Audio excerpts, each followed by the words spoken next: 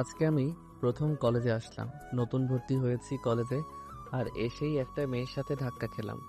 আসলে আমি ইচ্ছে করে ধাক্কা খাইনি, ওই মেয়ে আমার উপরে পড়ে যায়। আমি দাঁড়াতেই আমার গালে অনেকগুলো চড় থাপ্পড় মারতে শুরু করলো। তোর এত বড় সাহস কি করে হয় আমাকে ধাক্কা দিস? ছোট লোকের বাচ্চা, আমার শরীরটা নষ্ট করে দিল। আমি তো থাপ্পড় খেয়ে আমতা আমতা করে বলতে লাগলাম, দেখেন আমি ইচ্ছে করে ধাক্কা দেই নাই, আপনি তো। কথাটা বলা মাত্র আবার গালে আর একটা চড় দিল। চুপ, আর একটা কথাও বলবি না। তোকে আমি আজকেই কলেজ থেকে টিসি দিয়ে বের করে দেওয়ার ব্যবস্থা করছি। কথাগুলো বলেই আমার সামনে দিয়ে চলে গেল, আর আমি হা করে সেই দিকে তাকিয়ে আছি। একটু আগে কি হয়ে গেল আমার সাথে সেটা আমি এখনো বুঝে উঠতে পারলাম না। সামনে থেকে একটা ছেলে হাসতে হাসতে বলতে, মামা তুমি তো শেষ। যে মেয়ের উপর ধাক্কা খেয়েছো সে মেয়ে এই কলেজের প্রিন্সিপাল স্যারের মেয়ে, আর অনেক রাগী। কথাটা শোনা মাত্র আমি ভয়ে কাঁপতে লাগলাম। আসলে আমি খ্যাতমার্কা চেহারা নিয়ে কলেজে এসেছি, এরপর আবার ময়লা জামা কাপড় পরে এসেছি, তার উপর আবার বড় একটা চশমা পরেছি বলে সবাই আমাকে নিয়ে অনেক মজা করতেছে। এখন আমার পরিচয়টা দেওয়া যাক। আমি জাহিদ চৌধুরী। অন্য সবার মতো আমারও একটা ভালো পরিচয় আছে, কিন্তু সেটা এখন ধীরে ধীরে জানতে পারবেন। আমি সোজা ক্লাসে ঢুকলাম, কেউ আমাকে বসতে দিচ্ছে না আমার এমন খ্যাতমার্কা চেহারা দেখে, তাই বাধ্য হয়ে একেবারে পিছনে চলে গেলাম। তাকিয়ে দেখি সেই মেয়েটা আমার দিকে রাগীভাবে তাকিয়ে আছে, যেন হাতে পেলে চিবিয়ে খাবে। সেই মেয়েটা সবার সাথে কি যেন বলতে লাগলো। একটু পর সবাই আমার দিকে কাগজের টুকরো ছিঁড়ে ছিঁড়ে ফেলতে লাগলো আর হাসতে লাগলো। আমি টেবিলের নিচে মুখ গুজে বসে আছি। একটু পর ক্লাসে স্যার আসলো, তাই সবাই চুপ হয়ে গেল। স্যার প্রথম দিন হওয়াতে সবার নাম জিজ্ঞেস করলো, আর একে একে সবার নাম আর পরিচয় দিতে বলল। এরপর ওই মেয়ের নাম বলাতে আমি শুনতে পারলাম তার নাম হৃদিতা। এরপর সবার শেষে আমার পালা আসলো। আমিও আমার নাম বললাম আর বললাম আমার কেউ নেই, আমি একা। এটা শুনে সবাই অবাক হয়ে আমার দিকে তাকিয়ে রইল। আসলে আমার আসল পরিচয়টা সবার কাছ থেকে লুকিয়ে রেখেছি। তারপর সবাই এসে আমার সামনে আসলো আর আমাকে বলল। ওই দাঁড়া, আমি দাঁড়িয়ে গেলাম। জি, আমাকে বলছেন? তুই ছাড়া আর কাকে ডাকবো? জি বলুন, কি দরকার? তুই আমার গায়ের উপর পড়েছিস, তোকে এত সহজে তো আর ছেড়ে দিতে পারি না। এক কাজ কর, তুই 50 বার উঠবস কর এখন। এরপর তুই এখান থেকে যেতে পারবি, তা না হলে এখান থেকে এক পাও যেতে পারবি না। দয়া করে আমাকে ক্ষমা করে দিন, আমার ভুল হয়ে গিয়েছে। আমি সত্যি আপনাকে ইচ্ছে করে আপনার উপরে পড়ে যাইনি। চুপ, একদম চুপ। তোকে যা করতে বলেছে তুই তাই কর। মাথা গরম হয়ে গিয়েছে ওই মেয়ের এমন কথা শোনার পর। ইচ্ছে হচ্ছিল তার গালে চড় দেই, কিন্তু আমার পুরনো কথাগুলো মনে পড়ে গেল। বাবার সাথে প্রতিজ্ঞা করার কথা বলেছিলাম, যেদিন নিজের মতো করে ক্যারিয়ার গড়তে পারবো সেদিন আপনার সামনে আসবো। কথাগুলো মনে পড়তেই আবার চুপ হয়ে গেলাম। আর তাই কোনো উপায় না পেয়ে যখন উঠবস করতে যাব, তখন কেউ একজন আমার কাছে। ভাই আপনি এখানে? আমি তাকিয়ে দেখলাম আমি আগে যে কলেজে পড়তাম সেই কলেজের এক ছোট ভাই আমার সামনে। আমি তাকে চিনেও না চিনার ভান করে বললাম, কে ভাই আপনি? ছেলেটা বলল। ভাই আমি রিয়াজ, আপনি আমাকে চিনতে পারছেন না? আমি তাকে বললাম, আপনার কোথাও ভুল হচ্ছে। ছেলেটা আমাকে উঠিয়ে কিছু দূর নিয়ে গিয়ে বলল। ভাই আপনি এমন করছেন কেন? এবার আমি রিয়াজকে বললাম, তুই এখানে কি করিস? ভাই আমি আসলাম এই কলেজে আমার এক ভাইকে কারা যেন মেরেছে, তাদের সাথে দেখা করতে, আর এসে দেখি আপনি এখানে। তো ভাই আপনার এই অবস্থা কেন? তোকে পরে সব বুঝিয়ে বলবো, এখন তুই আমার আসল পরিচয় কাউকে বলবি না, প্লিজ আমাকে কথা দে। ভাই আপনাকে আমি বাঘের চেয়েও ভয় পাই, আর আপনার কথা আমি না রেখে পারবো নাকি? আপনি যা বলতে বলবেন আমি তাই করব। আচ্ছা, তাহলে আপাতত তুই এখান থেকে যা। কিন্তু ভাই আপনাকে এভাবে আমি একা রেখে চলে যাব? আর দেখে তো মনে হচ্ছে এরা সবাই আপনাকে দিয়ে অনেক মজা করছে। আপনি শুধু একবার বলুন, আমি সবাইকে মজা দেখিয়ে দিচ্ছি। না, তা আর করতে হবে না। আমি সবকিছু ছেড়ে দিয়েছি, আর এখন থেকে ভালো মতো চলবো। তাই যাই হোক না কেন, তুই আর এর মধ্যে জড়াবি না, আর এখান থেকে এখন চলে যা। আর তাদের সামনে গিয়ে আমাকে একটা চট দিয়ে বলবি, তুই ভুল করে আমাকে অন্য কাউকে ভেবে বলে ফেলেছিস। এর আপনি যা বলবেন আমি তাই করব ভাই। আমাদের কথা শেষ করে আবার তাদের সামনে গেলাম। আর আসা মাত্র আমার কথা মতো রিয়াজ আমাকে বলল, তুই তো একটা খ্যাত ছেলে, তোকে ভুলে আমি কি না কি ভেবে বসেছিলাম। এরপর আমার গালে হালকাভাবে একটা চড় দিল। সবাই ভাবলো অনেক জোরে দিয়েছে। এরপর রিয়াজ চলে গেল।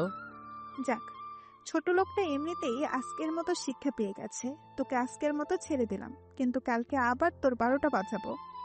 বলেই রিদিতা আর তার বন্ধু বান্ধবীরা সবাই চলে গেল। আমিও সেখান থেকে আমার বাসায় চলে আসলাম। বাসা বলতে একটা রুম ভাড়া নিয়েছি। কলেজ থেকে 5 মিনিটের রাস্তা। রুমে এসেই ভাবতে লাগলাম কি ছিলাম আর কি হয়ে গেলাম।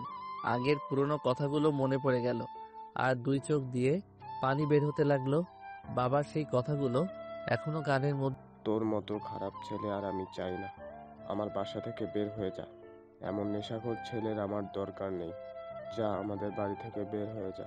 সেদিনের পর থেকে আমি বাড়ি থেকে বের হয়ে এখানে চলে এসেছি আর মনে মনে প্রতিজ্ঞা করেছি নিজেকে পরিবর্তন করে ভালো ছেলে হয়ে এরপরে যাব, এর আগে না। হঠাৎ এগুলো ভাবছি আর পেটের মধ্যে ইঁদুর দৌড়াদৌড়ি শুরু করতে লাগলো। তাই আর কিছু না ভেবে সোজা চলে গেলাম খাবার রান্না করতে। রান্নাঘরে গিয়ে অনেক কষ্টে কিছু হালকা খাবার রান্না করে সেগুলো দিয়ে খেয়ে নিলাম। জীবনে কখনো যে ছেলে রেস্টুরেন্টের খাবার ছাড়া খেত না, সেই ছেলে আজকে ভাত রান্না করে খায়। এগুলো ভাবতেই অবাক লাগে। আসলে সময় মানুষকে অনেক কিছু শিখিয়ে দেয়। এরপর চলে গেলাম টিউশনিতে। অনেক কষ্টে এই টিউশনিটা পেয়েছিলাম আর মাস শেষে যে টাকা পেতাম সেই টাকা দিয়ে নিজের সব খরচ জোগাতাম। এরপর বাসায় আসলাম আর পড়তে শুরু করলাম। তারপর রাত 10টায় বাহির থেকে আনা কিছু খাবার ছিল। আমি নিজেকে প্রমাণ করে দেখাবো যে আমিও চাইলে ভালো ছেলে হয়ে দেখাতে পারি। এরপর পড়তে পড়তে কখন ঘুমিয়ে পড়লাম তা আমার জানা ছিল না। ঘুম ভাঙলো মোবাইলের অ্যালার্মের শব্দে। সেটা বন্ধ করে উঠে দেখি 4:30 বাজে। উঠে অজু করে নামাজ আদায় করে সকালে রান্না শেষ করে সেগুলো খেয়ে কলেজের উদ্দেশ্যে রওনা দিলাম। কলেজের সামনে আসতে দেখলাম রিদিতা আর তার বন্ধুরা আমার দিকেই চেয়ে আছে। একটু পর আমাকে রিদিতা তার সামনে ডাক দিল। আমি তাদের সামনে যেতেই, তুই কিভাবে এমন নামি দামি কলেজে ভর্তি হতে পারলি? তোর যেই অবস্থা, আমার তো তোকে দেখলেই বমি চলে আসে। তুই কি ঠিক মতো গোসল করিস না নাকি? আমি চুপ, কিছু বলছি না, শুধু রিদিতার কথা শুনে যাচ্ছি। একটু পর রিদিতা আমাকে বলল, এখন তুই আমাদের সবার জুতাগুলো পরিষ্কার করে দে। এটাই হলো তোর আজকের শাস্তি। আমি আর কিছু বললাম না। তাদের সামনে গিয়ে তাদের জুতাগুলো পরিষ্কার করে দিতে লাগলাম। আর মনে হলো আমার চোখ দিয়ে পানি বের হচ্ছে। আগে কি ছিলাম আর আজকে কি হচ্ছে, সবই ভাগ্যের খেলা। আমি সবার জুতাগুলো পরিষ্কার করার সময় ভুল করে রিদিতার পায়ে আমার হাত লেগে যায়। আর তাতে রিদিতা আমাকে একটা লাফ আর বলতে লাগলো, তোর সাহস কি করে হয়, ছোট লোকের বাচ্চা, আমাকে স্পর্শ করিস? আমি লাথির কারণে কিছুটা পিছনে চলে যাই। এরপর বললাম, ভুল হয়ে গিয়েছে, আমাকে ক্ষমা করে দিন। এরপর রিদিতা আমার উপর কিছু টাকা ছুঁড়ে দিয়ে সেখান থেকে চলে যায়। আমিও বসে বসে সেই টাকাগুলো নিয়ে ক্লাসে চলে যাই। মনে মনে ভাবলাম লকিতেও আর টাকা পাইনি, কষ্ট করে জুতা পরিষ্কার করে এরপর টাকা পেয়েছি। এরপর ক্লাসে স্যার চলে আসলো আর আমাদের ক্লাস শুরু করে দিল। মন দিয়ে ক্লাস করতে লাগলাম আর একটু পর পরই রিদিতার দিকে আর চোখে তাকাচ্ছি। আসলে মেয়েটার চেহারাটা পুরো একদম পরীদের মতো, দেখলেই চেয়ে থাকতে মন চায়। এ যেন আকাশ থেকে কোনো পরী ভুল করে এই পৃথিবীতে চলে এসেছে। এগুলো ভাবছি আর রিদিতার দিকে তাকিয়ে আছি। একটু পর স্যার আমাকে জিজ্ঞেস করলো আমি কি করছি। আমি বললাম, কই কিছু না তো। তাই স্যার আমাকে বলল, এতক্ষণ উনি যা পড়িয়েছেন সেগুলো থেকে একটা প্রশ্ন করবে, তার উত্তর যেন আমি ঠিকভাবে দেই। এরপর স্যার আমাকে অনেক কঠিন একটা প্রশ্ন করলো। সবাই তো অবাক, কারণ এমন প্রশ্নের উত্তর দেওয়া ইম্পসিবল। রিদিতার দিকে তাকিয়ে দেখি সে আর তার বন্ধুরা আমার দিকে চেয়ে হাসছে মিটিমিটি। আজকে একদম উচিত শিক্ষা পাবে, কারণ এই প্রশ্নের উত্তর আজ পর্যন্ত কেউ দিতে পারে নাই। আমি স্যারের কথা শেষ হওয়ার পর প্রশ্নের উত্তরটা দিতে শুরু করলাম। এটা দেখে সবাই তো রীতিমতো ভ্যাবাচ্যাকা খেয়ে গিয়েছে। স্যার আমাকে বাহ, তুমি তো অনেক ভালো ছাত্র। আশা করি তুমি এই কলেজের নাম উজ্জ্বল করবে আর অনেক বড় হতে পারবে। ক্লাস শেষ করে স্যার যখন চলে গেল, এরপর সবাই আমার দিকে হা হয়ে তাকিয়ে আছে, কারণ আমার মতো খ্যাত ছেলে কিভাবে এত কঠিন প্রশ্নের উত্তর দিয়ে দিলাম। কিছুক্ষণ পর 2জন ছেলে আমার সামনে এসে আমার সাথে কথা বলতে চলে আসলো। হ্যাঁ, আমি অনিক। আর আমি রাকিব। আমি জাহিদ। আচ্ছা, আমরা কি বন্ধু হতে পারি? ঠিক আছে, আমার তাতে কোনো সমস্যা নেই, যদি আপনাদের সমস্যা না থাকে। ওই তুই আমাদের আপনি করে বলছিস কেন? তুই করে বল, তা না হলে কিন্তু তোর সঙ্গে কোনো কথা নেই। আচ্ছা ঠিক আছে, তুই করে বলবো। আরো কিছু কথা বলে তাদের সাথে ক্লাস করে রুম থেকে চলে ক্যান্টিনে চলে গেলাম। সেখানে গিয়ে দেখি রিদিতা আর তার বন্ধুরা আগে থেকে চলে এসেছে। আমাকে দেখেই ওই আবুল, এদিকে আয়। আমাকে বলছেন, তোকে ছাড়া আর কাকে বলবো? কিন্তু আমার নাম তো আবুল না, আমার নাম জাহিদ। চুপ, ছোট লোক। তুই এখানে কি করিস? তুই এখানে আসলে এই পরিবেশটা নষ্ট হয়ে যাবে।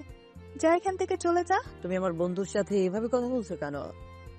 বাহ, আবুলের আবার বন্ধুও হয় নাকি? বন্ধু কি শুধু বড় লোকদেরই থাকে নাকি? এই আবুলের জন্য তোরা আমার সাথে বড় বড় কথা বলছিস? তোদের আমি 12টা বাজিয়ে দিব।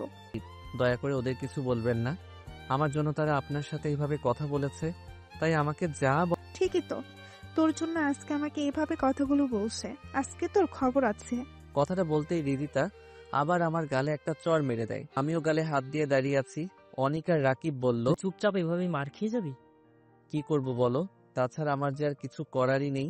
কিছু বললেই তো আবার কলেজ থেকে যদি বের করে দেয় তাহলে তো আমার সব ক্যারিয়ার শেষ হয়ে যাবে। আচ্ছা বাদ দে, মন খারাপ করিস না, আমরা তোর সাথে সবসময় পাশে থাকবো। আচ্ছা চল, খেয়ে বাসায় চলে যাই, আমার আবার অনেক কাজ আছে। খাওয়া শেষ করে কলেজ থেকে বের হয়ে বাসায় গিয়ে ফ্রেশ হয়ে সোজা চলে গেলাম টিউশনিতে। এরপর আবার বাসায় এসে পড়তে শুরু করলাম। এভাবে 3 মাস কেটে গিয়েছে, আর অনিক আর রাকিবের সাথে আমার বন্ধুত্ব অনেক গভীরে চলে গিয়েছে। আর এর মধ্যে তো হৃদিতার অত্যাচার আছেই। প্রতিদিন আমাকে নানান অজুহাতে আমাকে অনেক অপমান করে। এরপর হঠাৎ একদিন ক্লাসে 2 দিন পর কলেজ থেকে শিক্ষা সফরে যাব, সবাই ফর্ম পূরণ করে দিও। স্যার, আমরা সবাই কি খাচ্ছি? সবাই যাচ্ছি, কিন্তু কেন? না, বলছিলাম যে ওই লোকটাকে না নিয়ে গেলে হয় না? সে গেলে তো আমাদের পিকনিকটাই মাটি হয়ে যাবে। তুমি কার কথা বলছো? আর কলেজে সবাই সমান, কেউ ছোট আর কেউ বড় না। ওই যে পেছনে যে ছেলেটা আছে তার কথা বলছি। তাকে দেখলেই আমার গা ঘিন ঘিন করে। প্লিজ আপনি তার নাম বাদ দিয়ে দিন, তাহলে আমরা সবাই খুশি হব। দেখো রিদিতা, কলেজে সবাই সমান, কেউ ছোট আর কেউ বড় নয়, সুতরাং সবাই যাব, এটাই ফাইনাল। হৃদিতা মনে মনে রাগে ফেটে যাচ্ছে, কি করবে বুঝে উঠতে পারছে না। ক্লাস শেষ, তাই হৃদিতা সোজা জাহিদের কাছে চলে গেল আর বলল, তুই ভুলেও আমাদের সাথে যাবি না, আর যদি যাস তাহলে তোর এমন অবস্থা করব যেন 1 মাস হাসপাতালে থাকতে হয়। আচ্ছা ঠিক আছে, আমি যাব না। আর আমার কাছে পিকনিকে যাওয়ার মতো টাকাও নাই, তাই আপনি টেনশন করবেন না।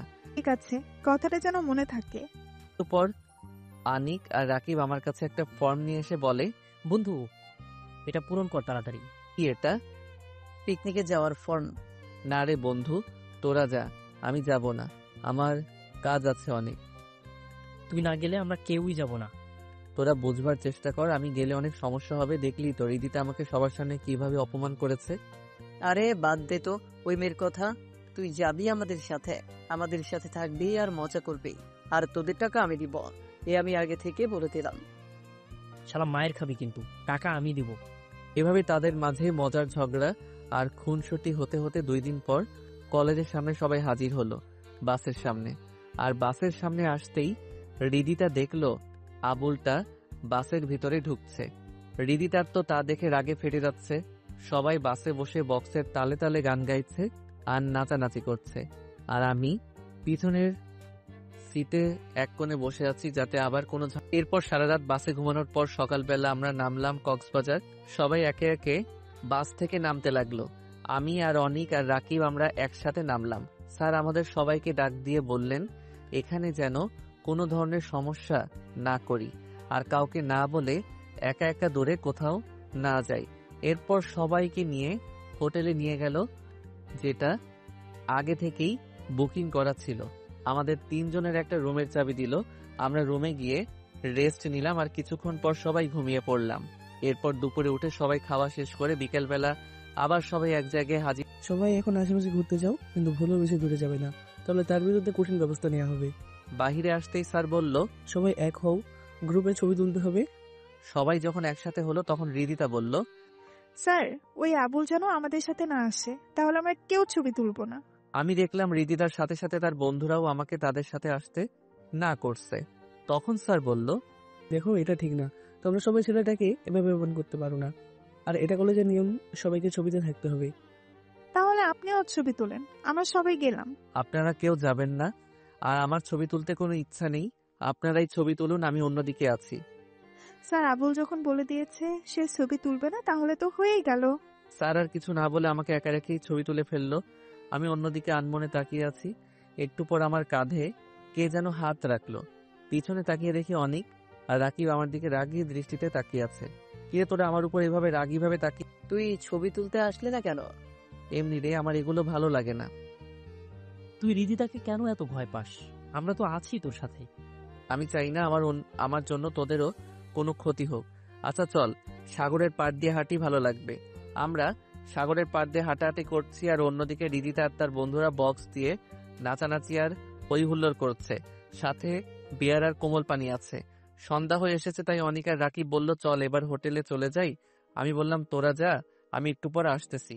তারাও কিছু না বলে আমাকে রেখে চলে গেল। আমিও সামনের দিকে হাঁটছি, আর দূরে আগুন জ্বালিয়ে একটা মেয়ে আর কিছু ছেলে নাচানাচি করছে বলে মনে হলো। তাই এদিকে রিদিতার বন্ধুরা ভাবলো অনেকদিন পর রিদিতাকে একা পেয়েছে, তাই আজকে তাদের মনের বাসনা পূর্ণ করবে। তাই তারা বেয়ারের গ্লাসে ঘুমের ওষুধ মিশিয়ে রিদিতাকে দিল, আর রিদিতাও কিছু না বুঝে সেটা খেয়ে ফেললো। এরপর রিদিতা মাতলামি করতে লাগলো। আমি দূর থেকে এবার কাছে চলে আসলাম, আর এসে দেখছি রিদিতাকে তারা মাটিতে ফেলে, এটা বুঝতে বাকি রইল না। তাই আমি আর চুপ থাকতে পারলাম না। আমি আমার আগের রূপটা একটু তাদেরকে দেখিয়ে দিলাম। একটাকে ধরে দিলাম একটা ঘুষি। সেই ঘুষি খেয়ে মুখে হাত দিয়ে দেখে রক্ত বের হচ্ছে, তাই দেখে বাকিরাও সেখান থেকে পালিয়ে যায়। আমি এরপর নিচে তাকিয়ে দেখলাম রিদিতা মাটিতে শুয়ে আবল তাবল বকছে। তাকে এখন কি করা যায় তাই ভাবছি, আর আশেপাশে দেখছি কেউ নেই আশেপাশে, তাই বাধ্য হয়ে তাকে কোলে তুলে নিলাম। মা গড়ে এই মেয়ে দেখছি অনেক ভারী। আমার মাথা দিয়ে ঘাম বের হচ্ছে। অনেক কষ্টে হোটেলের ভিতরে নিয়ে গিয়ে রিদিতার রুমের চাবিটা নিয়ে ওর রুমে দিয়ে আসলাম। ওকে রুমে এসে খাটে শোয়াতে রিদিতা আমাকে তার কাছে টেনে নিল, আর আমি সোজা তার শরীরের উপরে পড়ে যাই। সে নেশার ঘরে আমাকে তার ঠোঁটে কিস করতে লাগলো। আমি তাকে ছাড়ানোর অনেক চেষ্টা করছি, কিন্তু তার উপর যেন অন্য কেউ ভর করে আছে। অনেক কষ্টে তাকে ছাড়িয়ে এরপর রিদিতাকে শুইয়ে দিলাম, আর আমি রুম থেকে বের হয়ে গেলাম। ভাবছি একটু আগে কি হয়ে গেল, তাই আর কেউ দেখেও নি। এগুলো মনে মনে ভাবতে ভাবতে আমার রুমে গিয়ে দেখি তারা ঘুমিয়ে পড়েছে। আমিও গিয়ে ঘুমিয়ে পড়লাম। এরপর সকালে ঘুম থেকে উঠে দেখি বাইরে অনেক হইচই। আমি বাহিরে আসতেই রিদিতা আমাকে দেখেই আমার জামার কলার ধরে চড় থাপ্পড় দিতে লাগলো, আর তুই নাকি আমাকে কালকে ওখানে নিয়ে এসেছিস? তোর এত বড় সাহস হলো কিভাবে আমাকে নিয়ে এসেছিস? আমি বললাম আপনি কিভাবে জানলেন? হোটেলের স্টাফকে বলাতে সে তোর কথা বলেছে। দেখুন, আমার কিছু করার ছিল না। কালকে রাতে আপনি বাহিরে অজ্ঞান হয়ে পড়েছিলেন, সেখান থেকে আমি আপনাকে এখানে নিয়ে এসেছি। দাঁড়া, আমি আসতেছি, এরপর তোর ব্যবস্থা নিচ্ছি। বলে রিদিতা হোটেলের সিসিটিভি রুমে গিয়ে কালকে রাতে এখানে কি হয়েছে সেগুলো দেখতে লাগলো। আর যা দেখলো তা দেখে তো তার সারা শরীর পুড়তে লাগলো। দেখছে আবুলটা তাকে কোলে করে তার রুমে নিয়ে যাচ্ছে। এরপর সোজা আমার কাছে এসে আমাকে মারতে লাগলো। বল, আমার সাথে কি করেছিস কালকে রাতে? তুই আমার ইজ্জত নিয়েছিস? তার কথা শুনে সবাই তো অবাক, আমিও অবাক। কি বলছে এই মেয়ে? এখন আপনার কোথাও ভুল হচ্ছে। আমি কালকে রাতে যদি আপনাকে না নিয়ে আসতাম, তাহলে আপনার বন্ধুরা আপনার ইজ্জত কেড়ে নিত। এরপর রিদিতার বন্ধুরা আমাকে এসে আমাকে মারতে আর বলতে লাগলো, শালা, তুই একটা মেয়ের ইজ্জত কেড়ে নিয়েছিস, তার উপর আমাদের উপর বদনাম দিচ্ছিস। ওই ফকিরের বাচ্চাটাকে মার, মেরে ওর অবস্থা এমন করবি যাতে আর এমন কাজ না করতে পারে। এরপর রিদিতার কথা মতো তার বন্ধুরা আমাকে অনেক মারধর করে, যার ফলে আমার অনেক জায়গা দিয়ে রক্ত বের হয়। একটু পর স্যার এসে কি হচ্ছে? যা হয়েছে তার বিচার কলেজে হবে, এখানে এগুলো বন্ধ করো। স্যারের কথা শুনে তারা আমাকে ছেড়ে দেয়, আর আমি কোনো রকমে উঠে দাঁড়াই। অনিক আর রাকিব আমাকে নিয়ে ডাক্তারের কাছে নিয়ে যায়, আর আমাকে শালা, কি দরকার ছিল ওই মেয়েকে বাঁচাতে? চলে আসতি, যা হওয়ার হতো। তাহলে আজকে তোর এই অবস্থা হতো না। আমি তাদের কালকে রাতের সব ঘটনা খুলে বলি। আমার কথা শেষ হতেই অনিক আমাকে একটা চড় মারে আর বলে, বাদ দে বন্ধু, আমি কিভাবে পারবো এমন একটা খারাপ পরিস্থিতিতে তাকে ফেলে আসতে। আমি না হয় মার খেয়েছি, কিন্তু একটা মেয়ের যা নাকি তার জীবনের সম্পদ, সেটা আমরা তোর মতো বন্ধু পেয়ে অনেক খুশি। এগুলো বাদ দে। এখন কি হবে কলেজে? তোর বিচার হবে। কি বিচার হয় সেটাই তো চিন্তার বিষয়। যা হবার হবে। আল্লাহ যা করবেন ভালোর জন্য হবে। এরপর আমরা ডাক্তারের দোকান থেকে নিজের কিছু কিছু জায়গাতে ব্যান্ডেজ করে আর ওষুধ নিয়ে চলে আসলাম হোটেলে। হোটেলে আসার পর স্যার সবাইকে বলল, কালকে সবাই চলে যাব কলেজের উদ্দেশ্যে, তাই সবাই যেন তৈরি থাকি। এই বলে স্যার চলে গেলেন। পরদিন সকালে বাস আবার কলেজের উদ্দেশ্যে রওনা দিল। এরপর সারাদিন পর সন্ধ্যায় বাস এসে কলেজের সামনে থামলো। যে যার বাস থেকে নেমে বের হতে লাগলো আর আমি আর আমার বন্ধুরা নেমে পড়লাম। আমি নামতেই রিদিতা বলল কালকের জন্য রেডি থাকতে। আমি আর কিছু না বলে চলে গেলাম। যার জন্য করি চুরি সেই বলে চোর। কথাটা ভেবে অনিক আর রাকিবকে বিদায় দিয়ে আমিও বাসায় চলে আসলাম। এসে ঘুমিয়ে পড়লাম। এরপর সকালে ঘুম থেকে উঠে কলেজের উদ্দেশ্যে রওনা দিলাম। কলেজে আসতে দেখলাম কলেজের মাঠে অনেক লোকজন। আমি ভিতরে যেতেই রিদিতা আমার জামার কলার ধরে টানতে টানতে মাঠের মাঝখানে, সেখানে দেখলাম ছাত্রছাত্রী ছাড়াও স্যার ম্যাডাম আর প্রিন্সিপাল স্যারও আছেন। আমাকে সবার সামনে এনে রিদিতা বলল, বাবা, এই ফকিন্নির বাচ্চা আমার সব শেষ করে দিয়েছে। আমি এখন মুখ দেখাতে পারবো না। ওকে এমন শাস্তি দাও যেন ভুলেও কোনো মেয়ের সাথে এমন কাজ করার আগে 10 বার ভাববে। প্রিন্সিপাল স্যার বলল। একে টিসি দিয়ে বের করে দেই। রিদিতা বলল, না বাবা, একে এত তাড়াতাড়ি এখান থেকে বের করে দেওয়া যাবে না। এর থেকে ভালো হবে আজকে সে আমার চাকর হয়ে থাকবে। এটাই হলো তার শাস্তি। সে আমার ইজ্জত নিয়েছে, তাকে তো এত সহজে ছেড়ে দেওয়া যাবে না। আমি শুধু রিদিতার কথাগুলো চুপ করে শুনছি, কিছু বলছি না। আমি যদি ইচ্ছে করি 1 সেকেন্ডে সবকিছু ঠিক করে ফেলতে পারতাম, কিন্তু আমি চুপ হয়ে আছি। কেননা আমাকে ক্যারিয়ার করতে হবে। এর জন্য সব কষ্ট মাথা পেতে নিতে পারবো। আর এটা তো আমার অতীতের তুলনায় কিছু না। আমি অতীতে যা করেছি সেগুলো এর তুলনায় সব তুচ্ছ। কথাগুলো মনে মনে ভাবছি। এরপর প্রিন্সিপাল স্যার আমার সামনে এসে বলল, এবারের মতো তোকে আমার মেয়ের কথা চিন্তা করে ছেড়ে দিলাম। আর আমার মেয়ে যা বলে তাই কর, যদি ওই কলেজে থাকতে চাস। কথাগুলো বলে চলে গেলেন। এরপর যে যার মতো চলে গেল। ক্লাসে একটু পর আমিও ক্লাসে আসলাম। ভিতরে রিদিতা আমায় বলল, এই আবুল, আমার সামনে আয়। আমিও তার সামনে চলে আসলাম। আর আসা মাত্র রিদিতা আমায় বলল, তোকে আমি তিল তিল করে কষ্ট দিব, যে কষ্ট তুই না পারবি সইতে, না পারবি কাউকে বলতে। আমি রিদিতাকে অনেক বোঝালাম, দেখুন আপনি আমাকে ভুল বুঝছেন। প্লিজ আমার ক্যারিয়ারটা শেষ করে দিবেন না। আমার অনেক স্বপ্ন, আমি একদিন নিজের পায়ে দাঁড়াবো। আমার কথা শুনে রিদিতা হাসতে লাগলো। ছোট লোকের বাচ্চা বলে কি, তার আবার নাকি স্বপ্ন আছে। তোর স্বপ্ন আমি পানিতে চুবিয়ে মারবো, তুই শুধু দেখতে থাক। এই বলে রিদিতা আমাকে বলল এখন আমি যেন তার জন্য বাহির থেকে খাবার নিয়ে আসি। আমি বললাম এখন তো স্যার আসবে আর ক্লাস শুরু হয়ে যাবে। রিদিতা আমার দিকে রাগীভাবে তাকিয়ে, তুই যাবি কিনা বল, তা না হলে তোর ব্যবস্থা নিচ্ছি। আমি আর কিছু না বলে ক্লাস থেকে বের হয়ে গেলাম রিদিতার কাছ থেকে টাকা নিয়ে। বাহিরে গিয়ে রিদিতার বলা মতো ক্যাডবেরি আর চিপস নিয়ে আবার ক্লাসের সামনে আসলাম। দেখি স্যার ক্লাস করাচ্ছেন। আমাকে দেখেই স্যার বলল, ক্লাস ফাঁকি দে, কোথায় গিয়েছিলি? আমি চুপ করে থাকাতে স্যার আরো অনেক কথা শোনাতে লাগলেন। এরপর আমাকে বাহিরেই থাকতে বললেন। আমিও চুপ হয়ে আছি বাহিরে। এরপর স্যার ক্লাস শেষ করে বাহিরে বের হলে আমি ভিতরে গিয়ে রিদিতার হাতে খাবারের প্যাকেটটি দিয়ে আবার পিছনে চলে আসলাম। আর ভাবতে, এভাবে তো আর আমি নিজের ক্যারিয়ার করতে পারবো না। আমাকে কিছু একটা ভাবতে হবে। বাকি ক্লাসগুলো শেষ করে আমি আর আমার বন্ধুরা কলেজের বাহিরে বের হব। এমন সময় পিছন থেকে আবার ডাক আসলো। আমি বুঝতে পারলাম এটা রিদিতার ডাক, তাই দাঁড়িয়ে পড়লাম আর পিছনে তাকিয়ে দেখলাম রিদিতা। কিরে, তুই আমাকে না বলেই কয়ে যাস? এখন তো ক্লাস শেষ, তাই বাসায় যাচ্ছি। তুই যেখানেই যাস না কেন আমাকে বলে এরপর যাবি। ঠিক আছে, কালকে থেকে বলে এরপর যাব। আজকে যেহেতু তুই ভুল করেছিস, তাই তোর সেই শাস্তি তো পেতেই হবে। এই বলে রিদিতা আমাকে 2টা চড় মারলো। এরপর বলল, আর যেন এই ভুল না করিস।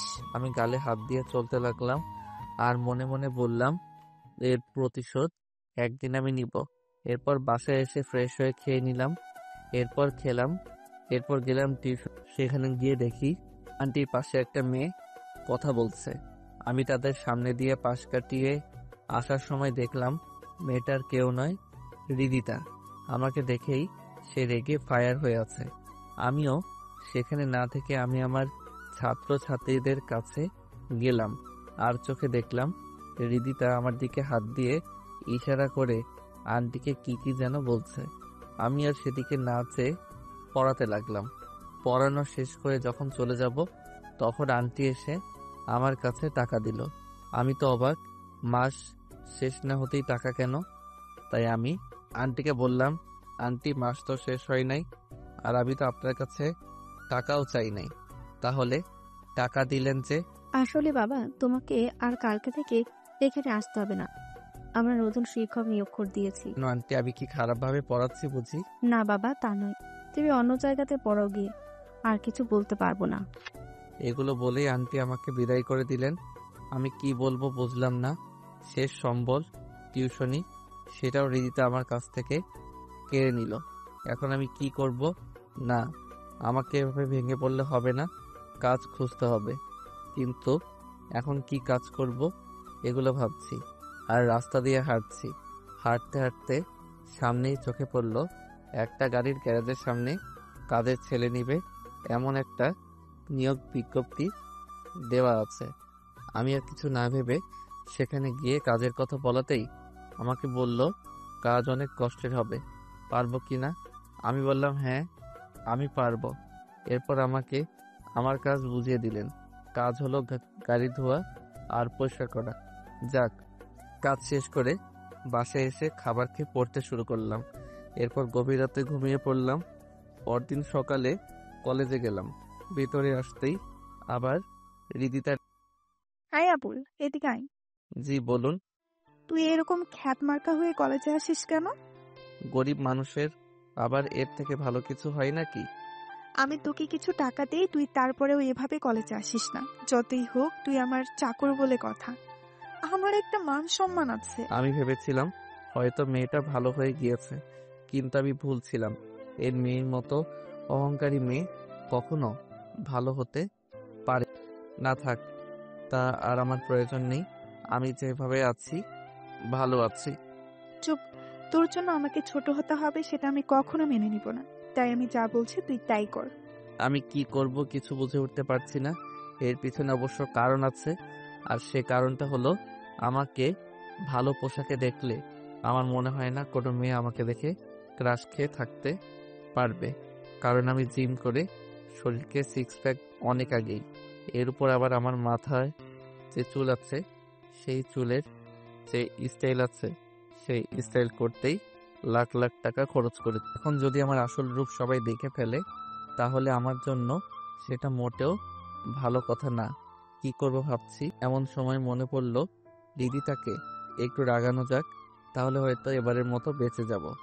তাই কথা মতো রিদিতাকে বললাম, আচ্ছা আপনি আমাকে সবসময় আবুল বলেন কেন? আপনি নিজেই তো একটা মেন্টাল। রিদিতা তো আমার মুখ থেকে এমন কথা শুনে তো রেগে ফায়ার সার্ভিসের প্রয়োজন হবে বলে মনে হচ্ছে না পেয়ে সেখান থেকে দিলাম এক চম্পট। রিদিতা আমার পিছন থেকে বলতে লাগলো, হাই, কই যাস? দাঁড়া দাঁড়া বলছি, তা না হলে তোর খবর আছে।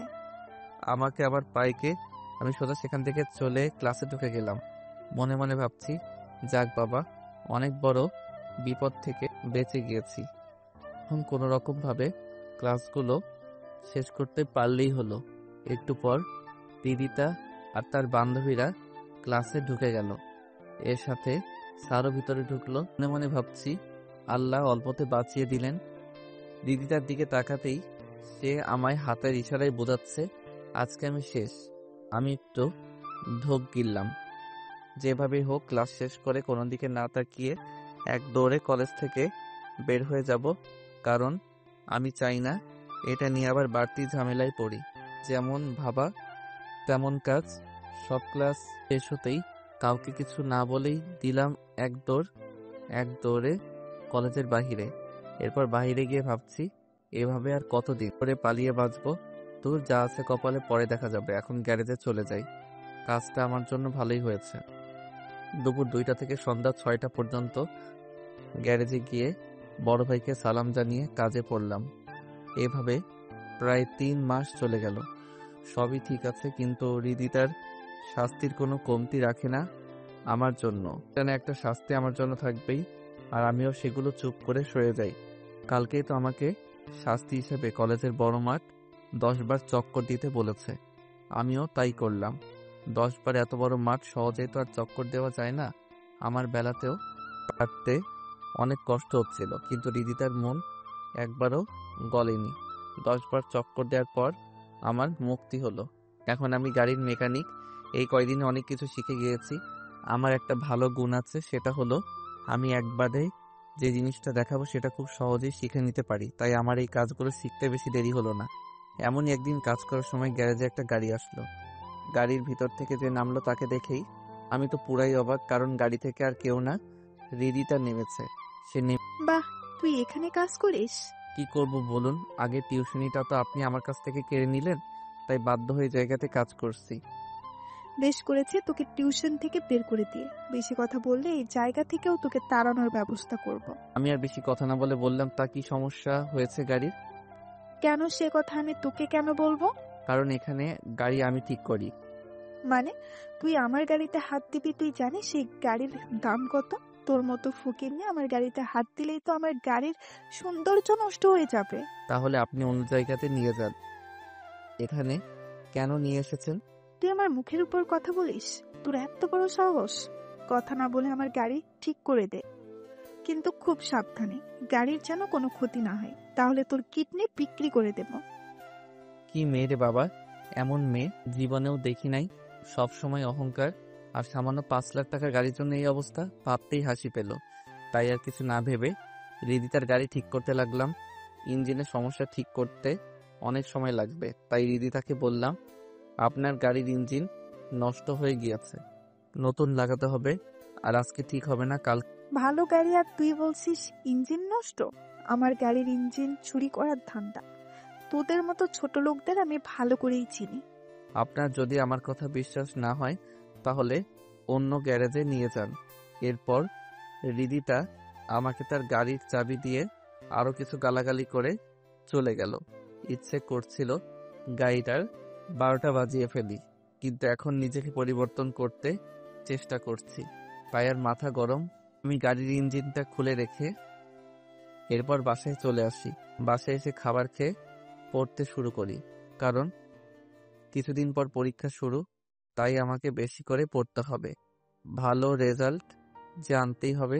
সকালে ঘুম থেকে উঠে কলেজে চলে গেলাম।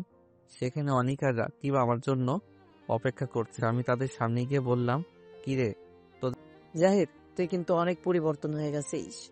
আমাদের সাথে ঠিক মতো কথা বলতে চাস না।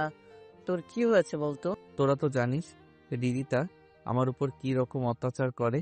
আমি চাই না আমার জন্য তোদের কোনো ক্ষতি হোক। তুই শুধু শুধু আমাদের নিয়ে ভয় পাস। তোর কি মনে হয় আমরা কি গরিব ঘরের ছেলে নাকি যে আমাদের যেভাবে ইচ্ছে সেভাবে নাচাবে? কি বলিস রাকিব, তোর বাবা কি করে? তুই জেকে কোম্পানির নাম শুনেছিস? যে কোম্পানি বর্তমান গ্লোবালে নাম্বার 1 আছে, তো আমার বাবা সেই কোম্পানির ম্যানেজার। আমি একটু হাসলাম মনে মনে, কেননা এই কোম্পানিটাই তো আমার বাবার। আবার মুখে হাসির আভাস দেখে রাকিব আমাকে বলল, তুই হাসিস কেন? আমি তার কথা শুনে বর্তমানে ফিরে আসলাম। কই না তো, কিছু না। তাহলে হাসলি কেন তুই? আরে না, এমনি ভাবছি তোরা অনেক কোটিপতি রে, তোকে দেখে এখন আমার খুব হিংসা হচ্ছে। দূর শালা, মজা লস।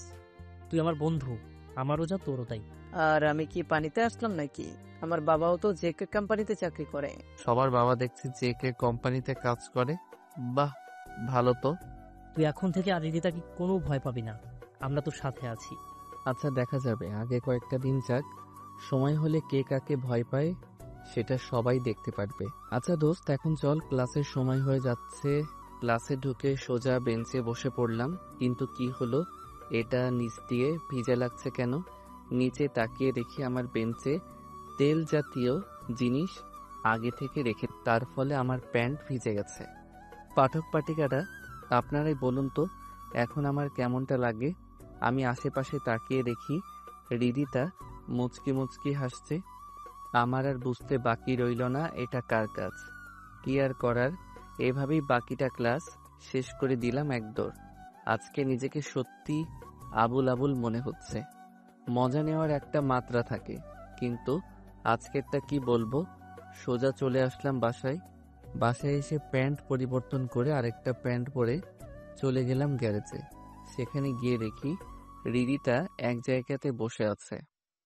আমাকে দেখে তুই এতক্ষণ কই ছিলি? সেই কখন থেকে এখানে বসে আছি। আমার সময়ের দাম নেই নাকি? আমার তো এবার মাথা গরম হয়ে গেল। একে তো আমার প্যান্টের 12টা বাজিয়ে দিয়েছে, এখন আবার আসতে না আসতেই গালে চড়। তাই আমিও দিলাম হৃদিতার গালে, একটা না, দুইটা না, 3টা চড়। এইবার মনে হলো আমার মনটা ফ্রেশ হয়েছে। কি তোর এত বড় সাহস, তুই আমার গালে চড় মারলি? কালকে কলেজে আয়, তারপর তোর মজা দেখাবো। রাজা, তুই পারিস শুধু কলেজটা নিয়ে বড়াই করতে। তুই যদি মেয়ে না হয়ে ছেলে হতি তাহলে এতদিনে তোর হাত পা ভেঙে তোকে হাসপাতালে ভর্তি করিয়ে দিতাম। হৃদিতা তো আমার কথাগুলো শুনে বাকরুদ্ধ হয়ে গিয়েছে। এই তুই কে রে? তুই কি আবুল নাকি অন্য কেউ? তোর কথার সাথে তো চেহারার কোনো মিল পাচ্ছি না আমি। এতদিন অনেক অত্যাচার মেনে নিয়েছি, কিন্তু আর না। ঠিক আছে, দেখি তুই কিভাবে ভালো থাকিস। এখন আমার গাড়ি ঠিক করে দে, তোকে পরে দেখে নেব। আমিও আর কিছু না বলে গাড়িটা ঠিক করতে শুরু করলাম। নতুন ইঞ্জিন লাগিয়ে আর একটু মেরামত করে গাড়িটা ঠিক করে দিলাম। এরপর হৃদিতা তার গাড়ি নিয়ে চলে গেল, আর যাওয়ার আগে আমার দিকে রাগী দৃষ্টিতে তাকিয়ে ছিল। হৃদিতা চলে যাওয়ার পর আমি রাকিবকে সবকিছু ফোন করে জানিয়ে দিলাম। দোস্ত, তুই কিছু চিন্তা করিস না, আমরা তো আছি। তুই কালকে কলেজে আয়, বাকিটা আমাদের উপর ছেড়ে দে। আচ্ছা ঠিক আছে, তাহলে আমি রাখলাম। রাকিবের সাথে কথা শেষ করে বাসায় চলে আসলাম। মনে মনে ভাবছি আজকের কাজটা কি আসলে আমি ঠিক করেছি। ধুরবাল, কিছু ভালো লাগছে না। এখন এগুলো না ভেবে খাবার খেয়ে, অনেক পড়া বাকি আছে, 2 দিন পর তো আবার পরীক্ষা শুরু, তাই অনেক রাত পর্যন্ত পড়লাম। এরপর ঘুমিয়ে পড়লাম। সকালে ফ্রেশ হয়ে কিছু হালকা রান্না করলাম, সেগুলো খেয়ে কলেজের উদ্দেশ্যে রওনা দিলাম। কলেজের গেটে কলেজের সামনে হৃদিতা আর তার বন্ধুরা, তাদের হাতে লাঠি প্লাস হকি স্টিক। আমি আশেপাশে তাকিয়ে রাকিব আর অনিককে খুঁজছি। শালারা আমাকে আজকে এভাবে একা রেখে কই চলে গেল। আমি গেটের সামনে ঠাই দাঁড়িয়ে আছি। হৃদিতা আর তার বন্ধুরা আমার দিকে এগিয়ে আসছে।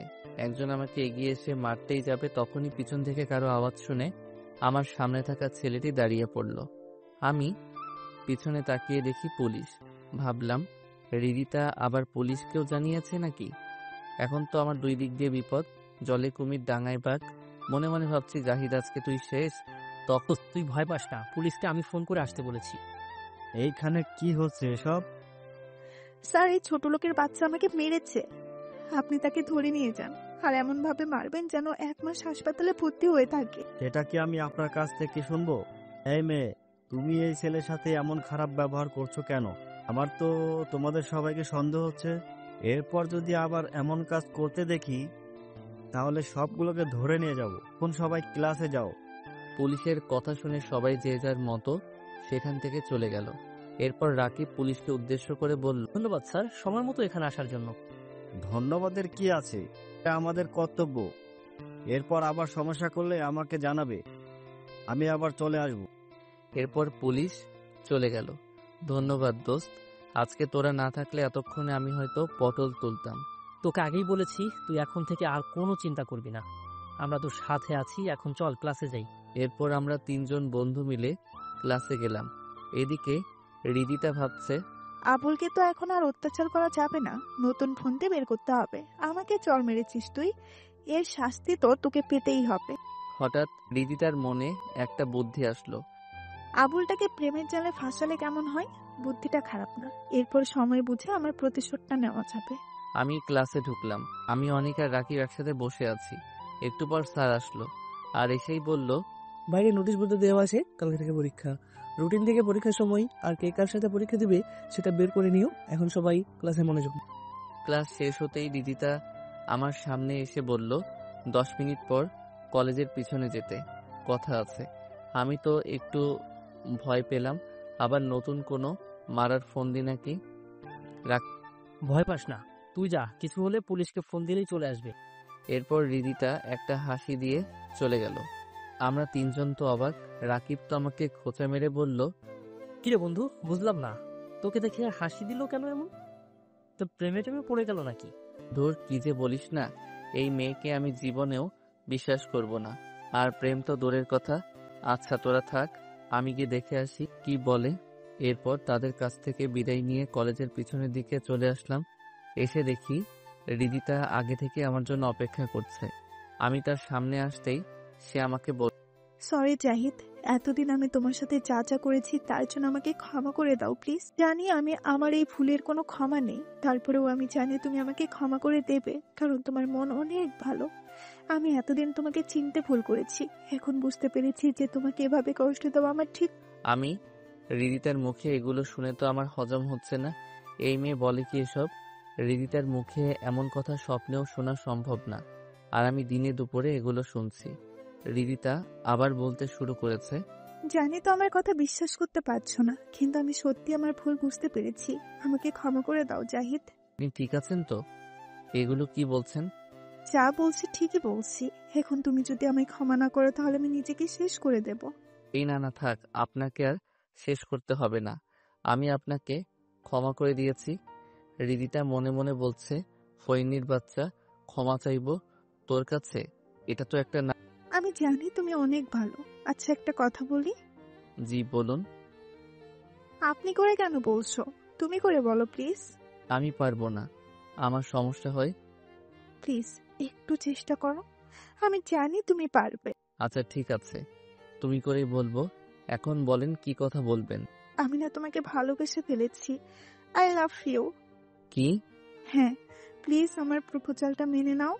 আপনার কি মাথা ঠিক আছে? এটা কখনো সম্ভব না। কোথায় আপনি আর কোথায় আমি? আপনাকে ভালোবাসা আমার পক্ষে সম্ভব না। তুমি যদি এখন আমাকে ভালো না বাসো তাহলে আমি নিজেকে শেষ করে দিব। তুমি যা খুশি করো, ভালোবাসতে পারবো না। ঠিক আছে, তাহলে এই যে দেখছো বিষের বোতল, এটা খেয়ে আমি এখনই মরে যাচ্ছি। তুমি ভালো থেকো। এটা বলেই রিদিতা বোতল থেকে সবগুলো বিষ খেয়ে ফেললো। এরপর মাটিতে পড়ে গেল। আমি রিদিতার দিকে তাকিয়ে দেখি তার মুখ দিয়ে রক্ত বের হচ্ছে। আমি তাকে কোলে নিয়ে দিলাম এক দৌড়। কলেজে সবসময় একটা অ্যাম্বুলেন্স থাকতো, সেটা বের করে তাকে নিয়ে গেলাম হাসপাতালে। হাসপাতালে নিয়ে গিয়ে ডাক্তারকে আমার ডাক শুনে নার্স এগিয়ে আসে, রিদিতাকে একটা টেবিলে শুয়ে নিয়ে গেল অপারেশন থিয়েটারে। অনেকক্ষণ পর ডাক্তার বের হয়ে আসলো। আমি গিয়ে ডাক্তারকে বললাম, রিদিতার কিছু হয়নি? চিন্তার কোনো কারণ নেই, বিপদমুক্ত আছে, যান গিয়ে দেখা আসেন। কথাটা শুনে চলে গেলাম। ভিতরে গিয়ে দেখি রিদিতা শুয়ে আছে। আমি গিয়ে বললাম, আপনি কি পাগল হয়ে গেছেন? যদি আপনার কিছু হয়ে যেত তাহলে কি হতো? আমার যা হবার হতো তাতে তোমার কি? এখন যদি আমাকে ভালো না বাসো তাহলে আমি এখন আবার বিষ খাবো। আমি আর কিছু না বলে রিদিতার হাত ধরলাম আর বললাম, ঠিক আছে, আমিও তোমাকে ভালোবাসি, তুমি আর এমন পাগলামি করো না প্লিজ। রিদিতা তো মনে মনে অনেক খুশি, কারণ তার প্ল্যানটা কাজে দিয়েছে। আসলে বিষ হিসেবে রিদিতা টমেটো সস দিয়ে বোতল ভরে রেখেছিল, আর সেটাই খেয়ে মুখ থেকে বের করেছিল। আর তাই দেখে জাহিদ রক্ত মনে করেছিল। আর হাসপাতালে ডাক্তারকে রিদিতা আগে থেকেই বলে রেখেছিল যে সে আসলে তাকে নিয়ে যেন এমনভাবেই নাটক করে যায় সবাই, আর জাহিদকে কিছু মনে করতে না দেয়। বোকা জাহিদ, রিদিতার কোনো প্ল্যানই বুঝলো না। তুমি হাসছো যে, কি হয়েছে তোমার? এই হাসি সুখের হাসি, তোমাকে কাছে পাওয়ার হাসি। আচ্ছা ঠিক আছে, তাহলে এখন শুয়ে থাকো। কালকে তো আবার পরীক্ষা শুরু, পরীক্ষা দিতে পারবে তো? সেটা নিয়ে তোমাকে ভাবতে হবে না, তুমি শুধু আমার পাশে সব সময় থেকো, তাহলে আমি ঠিক হয়ে যাব। সত্যি মেয়েটা অনেক পরিবর্তন হয়ে গিয়েছে, মনে মনে ভাবছি আমি। আচ্ছা তুমি এখন ঘুমাও, আমি তাহলে বাসায় গেলাম। আচ্ছা যাও, আর সাবধানে যেও, কালকে কলেজে দেখা হবে। এই বলে রিদিতা আমার কপালে একটা কিস করলো। আমি তো অবাক, কি হলো এটা? আমি একটু লজ্জা পেলাম। তাকিয়ে দেখি রিদিতাও লজ্জায় নিচের দিকে তাকিয়ে আছে। আমি এরপর রিদিতাকে বিদায় দিয়ে বাসায় চলে আসলাম। অন্যদিকে রিদিতা তার মুখ ভালো করে ধুয়ে নিচ্ছে আর মনে প্রতিশোধ নেওয়ার জন্য একটা ছোট লোকের বাচ্চাকে আমি কিস করলাম। ইস, ঘৃণায় শরীর জ্বলে যাচ্ছে।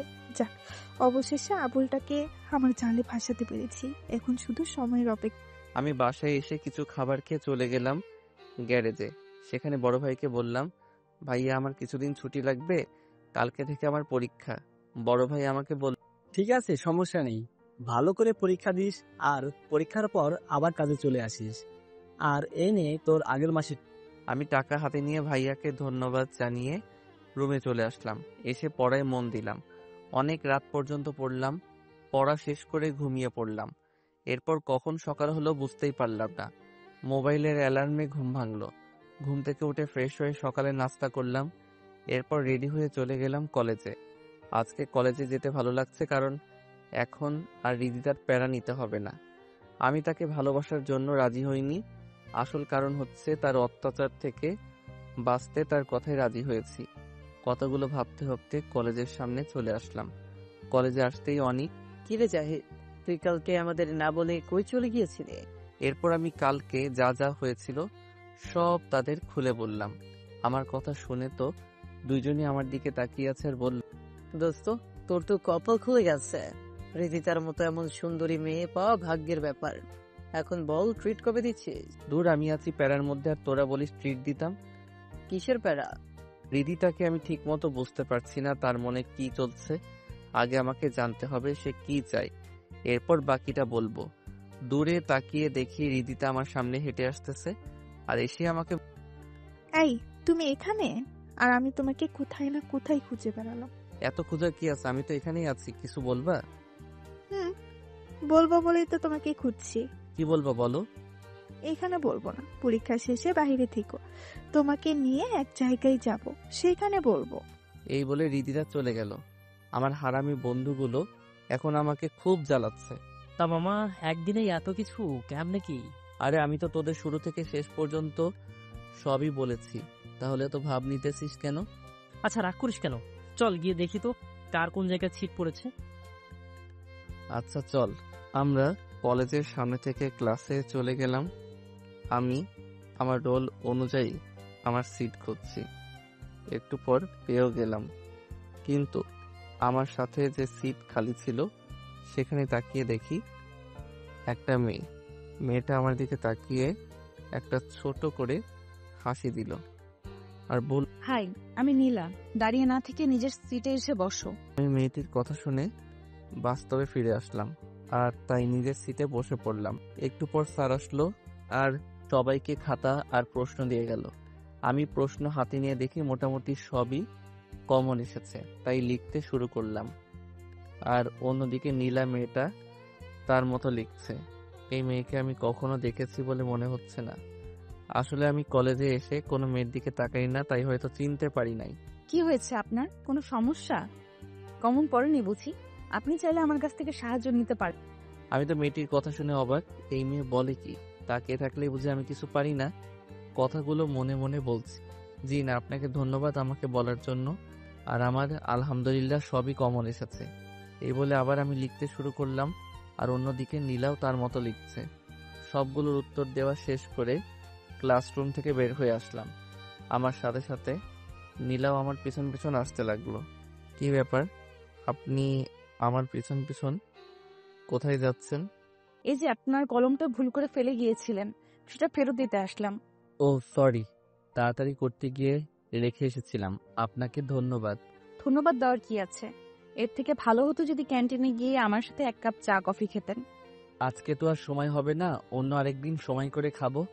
আচ্ছা ঠিক আছে। বলেই নীলা চলে গেল আর আমি চলে গেলাম হৃদিতার সাথে দেখা করতে।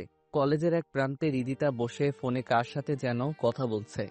আমি তার সামনে আসাতেই সে ফোনটা কেটে দিল। এই, তোমার আসার সময় হলো? আমি সেই কখন থেকে তোমার জন্য অপেক্ষা করছি। পরীক্ষা শেষ হলো, এরপর আসলাম। আর দেরি করার জন্য সরি। সরি বললে তো হবে না, এর জন্য তোমাকে শাস্তি পেতে হবে। তা কি শাস্তি? কান ধরে 1 মিনিট দাঁড়িয়ে থাকো, এটাই হলো তোমার শাস্তি। এটুকু ভুলের জন্য কান ধরতে হবে? না ধরলে কথা নেই তোমার সাথে। বুঝেছি, তুমি আমাকে ভালোবাসো না। যদি ভালোবাসতে তাহলে আমার সব কথা তুমি শুনতে। কথাগুলো বলে হৃদিতা কান্না শুরু করে দিল। এখন উপায় না পেয়ে কান ধরে দাঁড়িয়ে আছি।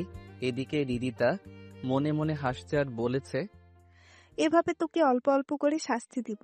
আমাকে চড় মারার শাস্তি তোকে তিলে তিলে বুঝিয়ে দিব। 1 মিনিট কান ধরে দাঁড়িয়ে থাকার পর হাত ছেড়ে দিলাম। ভাগ্যিস কেউ ছিল না এই সময় এইদিকে, তা না হলে আমার অবস্থা কি যে হত। এখন তো তুমি খুশি? খুব খুশি আমার জানুটা আমাকে সত্যি অনেক ভালোবাসে। তাহলে এখন আমি চলে যাই? হয়ে যাবে, তোমাকে না বলেছি আজকে ঘুরতে যাব? এখন চলো আমার সাথে। রিদিতার সাথে যেতে লাগলাম। রিদিতা তার গাড়ির সামনে এসে আমাকে বলল গাড়িতে গিয়ে উঠতে। আমি বললাম, তোমার সমস্যা হবে? ওই আগের কথা বাদ, এখন তুমি আমার কলিজা, তাই তুমি গাড়িতে না উঠলে কে উঠবে শুনি? আর কোনো কথা না বলে উঠে পড়। আমি আর কোনো কথা না বলে গাড়িতে গিয়ে বসলাম। রিদিতা আমার পাশেই বসলো আর আমার হাতে হাত রাখলো। কই যাবে? সামনেই একটা পার্ক আছে, আমরা সেখানেই যাব। এরপর গাড়ি পার্কের সামনে থামলো। আমরা গাড়ি থেকে নেমে পার্কের ভিতরে গেলাম। অনেকক্ষণ ধরে হাঁটছি আর টুকটাক কথা বলছি। রিদিতা আমায় বলল, এই যাও তো, বাদাম নিয়ে আসো। আমি গিয়ে 20 টাকার বাদাম নিয়ে রিদিতার কাছে আসলাম। এরপর রিদিতা বসে পড়লো আর আমাকেও বসে পড়তে বলল। আমিও বসে পড়লাম। রিদিতা আমাকে বলল বাদামের খোসাগুলো ছুঁড়ে দিতে। আমি একটা একটা করে সবগুলোর খোসা বের করে রিদিতার সামনে রাখলাম। রিদিতা আমাকে তার কোলে মাথা রাখতে বলল। আমিও তার কোলে মাথা রাখলাম। সে একটা বাদাম নিজে খাচ্ছে আর একটা আমাকে খাইয়ে দিচ্ছে। আমি যত দেখছি রিদিতাকে, আসলে কি রিদিতা আমায় সত্যিকার অর্থেই ভালোবাসে? আর অন্যদিকে রিদিতা ভাবছে, ইচ্ছে করছে আবুলটাকে পানিতে ফেলে দিই, আর না হয় গলার টিপে মেরে ফেলি। ইস, বাসায় গিয়ে পাক্কা 2 ঘন্টা গোসল করতে হবে। এরপর তারা দুইজন তাদের দুইজনের চিন্তা থেকে বের হয়ে অন্যজনের দিকে কিছুক্ষণ তাকিয়ে রইল। কি ভাবছো? তেমন কিছু না, ভাবছি তুমি বাহিরে থেকে যেমনই হও না কেন, ভিতর থেকে তুমি অনেক ভালো। রিদিতা মনে মনে ভাবছে আমি ভালো না খারাপ সেটা সময় হলেই জানতে। তাই বুঝি? এখন চলো, অনেক সময় হয়েছে, এবার বাসায় যাওয়া যাক। চলো। এরপর সেখান থেকে যে যার মতো বাসায় চলে আসলাম। এভাবে বেশ অনেক দিন কেটে গেল। পরীক্ষাও সবগুলো ভালোভাবে পরীক্ষা দিয়েছি, আশা করি একটা ভালো মার্ক পাবো। অন্যদিকে রিদিতার সাথেও অনেক ঘুরলাম, একসাথে খাওয়া দাওয়া করলাম, কিন্তু তার প্রতি আমার কোনো ফিলিংস কাজ করছে না। এর মধ্যে অনেকবার হাত ধরা, তার কোলে মাথা রাখা, এমনকি পরীক্ষার শেষের দিন রিদিতা আমায় কিস। এরপরও তার প্রতি আমার কোনো ফিলিংস কাজ করছে না। কথাগুলো মনে মনে ভাবছি। নীলা আমার সামনে এসে হাজির হলো। কি ব্যাপার মিস্টার, কি ভাবছেন না তো? আমি চুপ করে অতল সমুদ্রে ভেবেই যাচ্ছি, তা দেখে নীলা আমায় হাত দিয়ে ধাক্কা দিল। এবার আমার হুঁশ ফিরে আসলো। আমি হুড়মুড়িয়ে তাকিয়ে দেখি নীলা আমার সামনে। কি ব্যাপার, আপনি এখানে? সেই কখন থেকে আপনাকে ডেকে যাচ্ছে, আপনার তো কোনো পাত্তাই নেই। তা এত কি ভাবছেন মিস্টার? এমনি কিছু না, তা আপনার কি খবর? আমার খবর নিয়ে আর কি করবেন? আমাকে তো আপনি। কথাটা বলেই নীলা চুপ হয়ে গেল। কি হলো, চুপ করে গেলেন যে? না, তেমন কিছু না। আচ্ছা চলেন ক্যান্টিনে গিয়ে 1 কাপ কফি খেয়ে আসি, যদি আপনার সময় হয় তো। আমার আজকে কোনো কাজ নেই এখন, তাই আপনার সাথে 1 কাপ কফি খাওয়াই যায়। এরপর আমরা চলে গেলাম ক্যান্টিনে। নীলা আমার আর তার জন্য 2টা কফি অর্ডার করলো। আর একটু পর কফি চলেও। আচ্ছা, তোমার বাসায় কে কে আছে? কেউ নেই। মানে? কেউ নেই মানে কেউ নেই। কোথায় আছেন তাহলে? জানি না। আপনি কি আমার কথায় রাগ করেছেন? না, তেমন কিছু না। আসলে আমি আমার অতীতগুলো মনে করতে চাই না, তাই এসব কথা থাক, অন্য আরেকদিন বল। আচ্ছা ঠিক আছে, তবে আপনাকে একটা কথা বলার ছিল। কি কথা? আপনি কি জানেন রিদিতা আপনাকে নিয়ে গেম খেলছে? মানে হলো সে আপনার সাথে মিথ্যা ভালোবাসার নাটক করছে। সেটা আপনি কিভাবে জানলেন? কারণ আমি তার বান্ধবী ছিলাম এক সময়, কিন্তু এখন আর নেই। আপনাকে কষ্ট দেওয়ার জন্য সে এগুলো করছে, আরো অনেক কিছু করতে যাবে সামনে দিয়ে। তা আমাকে আপনি এগুলো কেন বলছেন? কারণ আমি জানি আপনি অনেক ভালো, আর আপনাকে এইভাবে কষ্ট পেতে দেখলে আমার ভালো লাগে না। আমি আপনাকে অনেক আগে থেকেই ফলো করেছি। আপনি সবার মতো না, একদম আলাদা। আপনার মধ্যে কোনো 6-9 নেই। আপনি প্লিজ রিদিতার থেকে সাবধান। আর আমি যে এগুলো আপনাকে বলেছি, এই কথাটা রিদিতাকে বলবেন না। আপনি কি পাগল হয়ে গেছেন নাকি? আপনি আমার অনেক বড় উপকার করলেন, আর আপনার কথা আমি বলে দিব এই কথা ভাবলেন কিভাবে? যাই হোক, আসলে আমিও রিদিতাকে ভালোবাসি না। সত্যি বলতে তার কাছ থেকে একটু শান্তি পেতে তার সাথে তাল মিলিয়ে যাচ্ছি। আমার যেভাবেই হোক কলেজ লাইফটা শেষ করা। ও আচ্ছা, আপনি সত্যিই রিদিতাকে ভালোবাসেন না? জি না, নীলাকে দেখলাম সে অনেক খুশি হয়েছে বলে মনে হচ্ছে, তাই আমি বললাম, কি হলো আপনার আবার? আপনি হাসছেন যে? সেটা আপনি যদি বুঝতে পারতেন তাহলে তো অনেক ভালো হতো। আপনি আসলে একটা আবুল। এই কথা বলে নীলা দৌড়ে চলে গেল। আমিও নীলার চলে যাওয়ার দিকে তাকিয়ে আছি। আমি নাকি আবুল, আমি যে কি সেটা যদি আপনি জানতেন তাহলে তো হয়েই যেত। তবে একটা কথা ভাবছি নীলার আর এরপর আমিও আর এখানে না দাঁড়িয়ে বাসায় চলে আসলাম। বাসায় এসে রান্না করে খাবার খেলাম। কলেজ কয়েকদিনের জন্য ছুটি দিয়েছে পরীক্ষার জন্য, তাই এই কয়েকদিন একটু ভালোভাবে নিজেকে মানিয়ে নিতে হবে। শুয়ে শুয়ে এগুলো ভাবছি। যখনই ঘুম চলে আসবে ঠিক তখন মোবাইলটা বেজে উঠল। এই সময়ে আবার কে ফোন দিল? মোবাইলের স্ক্রিনে তাকিয়ে দেখে অচেনা নাম্বার থেকে কে যেন ফোন দিয়েছে। ভাবছি ফোনটা ধরবো নাকি কি ভেবে যেন ফোনটা ধরলাম। তো কে বলছেন? ওপাশ থেকে একটা মেয়ে কণ্ঠ। আমিটা কে? আরে আমাকে চিনতে পারছেন না? আমি নীলা। আপনি? তা আপনি আমার নাম্বার কিভাবে পেলেন? সেটা বলা যাবে না। এই কথা বাদ দিয়ে বলুন, কি করছেন এখন? না, আপনাকে বলতেই হবে আমার নাম্বার কিভাবে পেলেন। আমি তো আমার নাম্বার আমার পরিচিত মানুষ ছাড়া আর কাউকে দেই নাই। রাকিব ভাইয়া দিয়েছে। প্রথমে দিতে রাজি হয় নাই, পরে অনেক কষ্টে নিয়েছি। এত কষ্ট করে আমার নাম্বার নেওয়ার কি আছে শুনি?